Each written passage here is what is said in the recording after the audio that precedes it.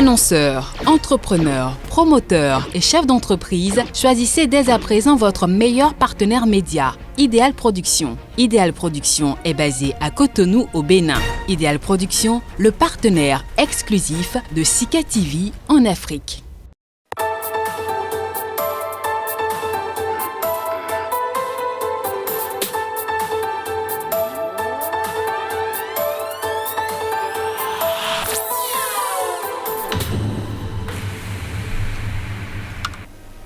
Mesdames, Messieurs, bonjour. C'est un plaisir de vous retrouver sur cet autre numéro de votre émission, l'entretien du jour sur Sika TV. Aujourd'hui, nous parlons politique. Sale temps pour les opposants sur le continent africain. Comme si les gouvernements se sont passé le mot, comme s'ils s'étaient passé le mot. Plusieurs dossiers sont ouverts devant les cours et tribunaux pour des reproches qui pourraient ou qui ont déjà abouti à la condamnation de ces hommes et femmes qui tiennent tête au pouvoir en place. Tenez, faut-il commencer par là? Le Sénégal. Ousmane Sonko, accusé de viol, puis de trouble à l'ordre public, est finalement libre, mais placé sous contrôle judiciaire. Au Niger, Ama Amadou, déposé parce qu'accusé d'être derrière les troubles dans le pays. Au Tchad, Yaya Dillo a payé un lourd tribut avec la mort de sa mère et d'autres proches pour diffamation et injure à l'égard de l'épouse du président Idriss Déby Itno. Au Bénin, Sébastien Ajavon, même en exil, est toujours poursuivi devant une cour qui l'a condamné à nouveau. Rekia Madougou, à peine recalé de la course au fauteuil présidentiel, est poursuivi et déjà déposé en prison dans ce pays. La Guinée, la Côte d'Ivoire, et j'en oublie. Quel crédit, mesdames et messieurs, accordé à ces différentes poursuites qui interviennent pour la plupart dans un contexte électoral contre des potentiels outsiders? S'agirait-il simplement d'un classique pour mettre hors d'état de nuire les adversaires politiques? Nous en parlons avec Juste Kodjo, depuis les États-Unis d'Amérique. Bonjour, professeur Kodjo. Bonjour, Monsieur Yossou, merci de m'avoir invité. C'est un plaisir de vous retrouver. Vous enseignez la sécurité internationale au New Jersey City University. Nous sommes bien évidemment aux États-Unis d'Amérique. Vous dirigez dans cette université un programme doctoral en études de sécurité. Vous êtes aussi, soit dit en passant, un ancien officier des forces armées du Bénin, politologue aussi, puisque vous avez effectué des recherches en sciences politiques. J'en oublie, Monsieur Kodjo. Et parlant de sciences politiques, à quoi riment, selon vous, tous ces assauts lancés de part et d'autre des pays du continent sur des opposants au pouvoir? Alors, Monsieur Yossou, ma réponse sera brève et simple. Ce que nous observons, c'est tout simplement le signe d'un modèle politique à bout de souffle. Modèle politique que nous avons adopté dans les années 90 pour la plupart des pays africains, et qui, après plusieurs décennies donc, de mise en œuvre, commence à montrer donc, des signes d'essoufflement. Ces agissements que nous voyons à travers tous ces pays que vous avez mentionnés sont aussi rendus possibles par des conditions, je dirais, favorables actuellement à l'international. La pression que nous avons vécue par le passé de la part de pays comme les États-Unis pour le respect des droits de l'homme et autres, ces pressions ont diminué, ont baissé avec le régime dernier. Et donc, vous comprenez que tout ça crée les conditions un peu favorables à ce que nous voyons aujourd'hui. À cela, vous ajoutez l'émergence de pays comme la Russie, la Turquie, qui sont, disons, dépositaires de ces modèles que nous voyons. Et quand ils émergent donc, dans notre contexte africain, de plus en plus, nos chefs d'État semblent rassurés que ce sont des méthodes qu'il faut utiliser sans vraiment se préoccuper des conséquences. La Russie donc, qui dispose par ailleurs d'un droit de veto, hein, même à l'ONU. Pardon? La Russie qui dispose par ailleurs d'un droit de veto hein, sur des questions abordées du côté de l'Organisation des Nations Unies.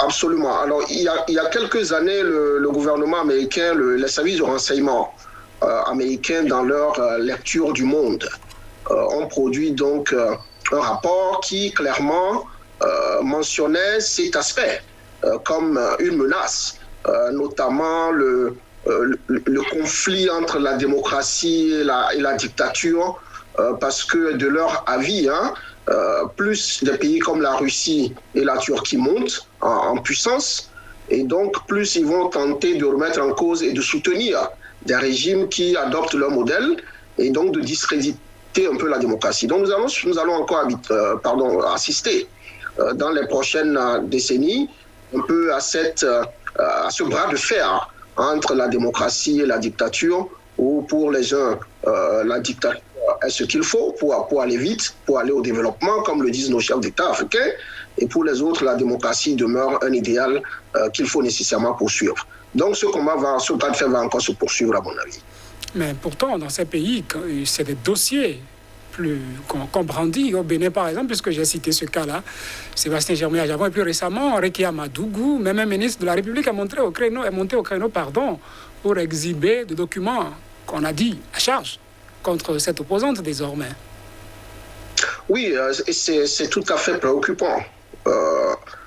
Il faut, et quand je parlais tantôt de modèle politique à bout de souffle, le véritable problème donc que auquel ce modèle est confronté aujourd'hui, c'est, disons, l'absence de régulation de la compétition politique. Quand vous prenez un pays comme le Bénin, où c'est pareil dans les autres pays africains que vous avez cités, en l'absence d'arbitres crédibles ou en présence d'arbitres nommés par le camp au pouvoir, vous comprenez que la compétition politique devient biaisée. Et donc, du coup, l'équipe au pouvoir se sent suffisamment outillée et suffisamment libre pour faire recours aux instruments d'État, pour intimider tous ceux qui peuvent leur barrer la route, pour dissuader tous ceux qui peuvent leur barrer la route, ne serait-ce que pour garantir leur survie dans la compétition politique. Et c'est à ce niveau, justement, que nous avons de grandes réformes à faire. Comment faire pour mettre en place un organe suffisamment apolitique et au-dessus de la politique qui sera capable de réguler la compétition politique? Parce que ce que nous observons dans tous les pays que vous avez mentionnés là, c'est qu'il revient au chef de l'État, directement ou indirectement, de réguler la compétition à laquelle il ne prend pas. Soit en nommant les membres des cours, ou en nommant les membres de la Sénat, ou ses partisans au Parlement ont le pouvoir de co-nommer ses membres. Donc vous comprenez que directement ou indirectement, nos chefs d'État ont une assise, disons, ils contrôlent un peu les outils d'État qui devraient servir à réguler la compétition. Et comme ils sont aussi, ils font partie de la compétition, on ne peut pas s'étonner qu'ils utilisent donc ces outils-là à leur profit. Et du coup, ça met les autres en désavantage. Et pour moi, c'est une grande préoccupation. J'ai écrit dans mon livre Consécratie il y a 5 ans sur le sujet. Et j'ai proposé qu'on mette en place un organe que j'ai appelé le Haut Conseil de la République, avec un mandat à vie. Si quelqu'un est intéressé, il peut lire. Mais c'est à ce niveau que nous devons mener la réflexion.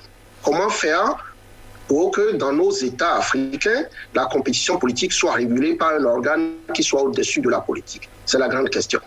Ça dit que pour vous, tous ces dossiers qui sont suscités, en tout cas qu'on présente devant la justice comme des opposants, seraient des dossiers montés de toutes pièces, professeur Juste Kodjo?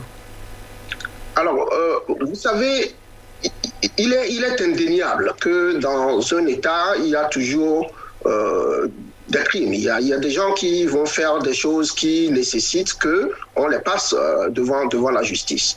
Et dans un pays normal, si vous avez un système judiciaire normal, la procédure allait suivre son cours. On a vu en France, l'ancien président de la République en France qui a subi la procédure réglementaire. Et donc, je ne sais pas, je ne connais pas le fond des dossiers avancés.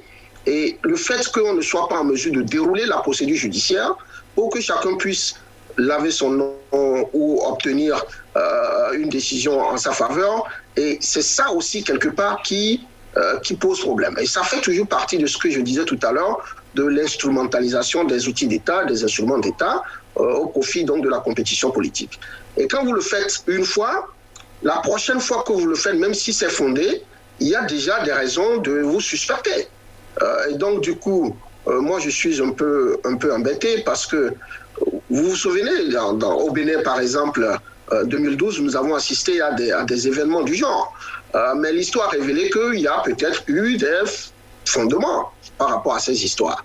Mais le fait que le régime, principalement, a montré par le passé son aptitude à user des outils d'État pour intimider ses adversaires, et donc il perd sa crédibilité lorsqu'il met en œuvre, lorsqu'il avance un dossier, même s'il est légitime. Donc je ne sais pas, par rapport au cas que vous avez cité, je ne connais pas le contenu, mais il est clair que ce que nous avons montré ces dernières années-là nous révèle qu'il est difficile d'avoir confiance en la procédure. Et c'est pareil, que ce soit au Sénégal, avec ce que nous venons de voir avec Ousmane Sonko. Alors vous le dites, par rapport au Sénégal, professeur Kodjo, est-ce qu'il n'y a pas un risque? Parce qu'au Sénégal, oui, on a beau parler de viol, finalement c'est de trouble à l'ordre public, c'est pour trouble à l'ordre public que Ousmane Sonko avait été gardé jusque-là avant d'être libéré. Et malgré ces dossiers qui sont évoqués, les populations n'ont pas attendu que la justice vide le dossier. On a vu tout ce que le Sénégal a vécu ces derniers temps jusqu'à la mise en liberté d'Ousmane Sonko et placé sous contrôle judiciaire. Est-ce qu'il n'y a pas ce risque-là qui se présente dans la plupart des pays africains, que la population ras-le-bol n'ait plus foi en cette justice, en des gouvernements en place, au pouvoir en place, et arrive à des soulèvements? Absolument, et c'est ce qu'il faut craindre dans tous les pays. Et à chaque fois que nous posons, chaque gouvernement doit se dire, quand vous posez un acte aujourd'hui, vous posez un précédent. Si il est un acte légitime aux yeux de ceux qui vous ont élus, vous aurez contribué à renforcer un peu plus les questions institutionnelles ou les questions de gestion d'État dans votre pays. Par contre, lorsque vous posez des actes qui, aux yeux de la population, paraissent être des abus, vous contribuez à détériorer un peu la confiance entre l'État et la population. Et j'ai parfois l'impression que nos dirigeants ne se préoccupent pas suffisamment de cette question de confiance. Parce que lorsque vous ne renforcez pas, vous ne travaillez pas à renforcer cette confiance entre l'État dans son ensemble et les populations, vous contribuez petit à petit à détériorer un peu la force de l'État. Parce que lorsque le peuple ou la population finit par perdre le respect pour les institutions de la République, nous sommes en situation de crise de confiance qui pourrait avoir des conséquences terribles pour nos sociétés. Et donc, je crois que là-dessus, vous avez tout à fait raison. Il arrivera, et il arrive toujours un moment où le peuple, en fonction du degré de méfiance par rapport aux institutions de l'État, finiront par se rebeller ou se descendre dans les rues. Et ce serait dommage. Professeur Juste Kodjo, nous sommes déjà à la fin de cet entretien. Je rappelle, vous êtes enseignant, vous enseignez la sécurité internationale au niveau de SAE City, université aux États-Unis d'Amérique. Vous dirigez dans cette université un programme doctoral en études de sécurité. Vous êtes aussi, entre-temps, vous êtes un ancien officier des forces armées du Bénin, politologue également. Le temps ne nous a certainement pas suffi. Merci d'avoir répondu à notre rendez-vous. Merci de m'avoir écouté, M. Yossou, et je vous souhaite tout le meilleur. Merci et pareil à vous. Mesdames, Messieurs, c'est donc déjà tout pour cet entretien du jour sur Sika TV. À la prochaine pour un autre numéro. Le programme se poursuit.